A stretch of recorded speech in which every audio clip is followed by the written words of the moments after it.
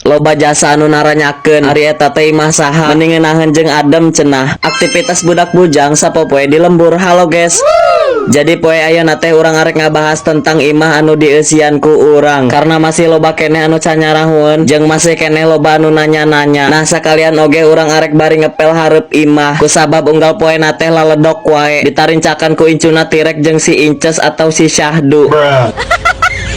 Kadang kesel mah kesel, tapi ya kumaha atuh. Loba nu mere saran oge sih sabenerna mah di pager atuh ame ulah ditarincakan ku incuna Tirek. Da hari di pager mah moal beak 10 juta ieu cenah kitu. Oke ku urang ditarima sarana. Ari tina sarana mah alus emang ge, tapi lain masalah kituna atuh Markona.